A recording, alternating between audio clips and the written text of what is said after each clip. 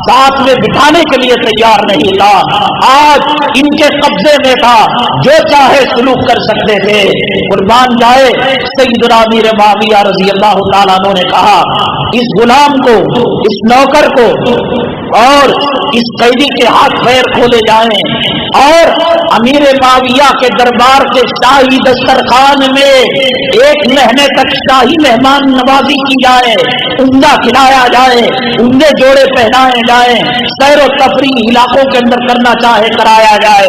1 مہینہ ہوا، اسے سمجھ میں نہیں آ رہا تھا، لگ رہا تھا میں نے امیر معاویہ کو کبھی کہیں دیکھا ہے.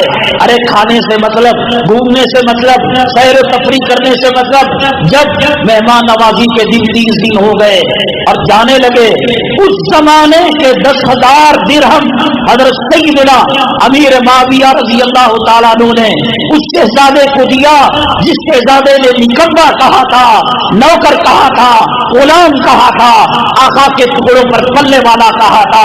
10,000 درہم دیے. غسان کا شہزادہ لے کر لوٹ رہا تھا. پھر اسے یاد آیا یہ کون ہے جو میرے ساتھ یہ معاملہ کر رہا ہے، شاہی دسترخوان کے اندر کھانا بھی کھلایا. یہ کون ہے جو 10,000 درہم مجھے تحفے میں دے رہا ہے؟ ساتھیوں کو پوچھا اور کہا یہ کون ہے؟ تعارف پوچھا تو جواب ملا یہ وہی ہے آج سے 30 سال 1 مہینہ پہلے تو نے اس کو چپل دینا گوارا نہیں کیا تھا.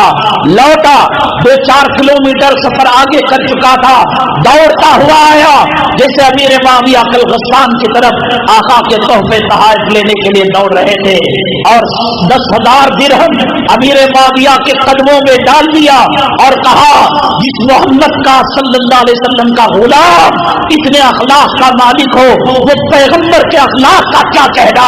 مجھے 10,000 درہم نہیں چاہیے، مجھے محمد صلی اللہ علیہ وسلم کا کلمہ چاہیے.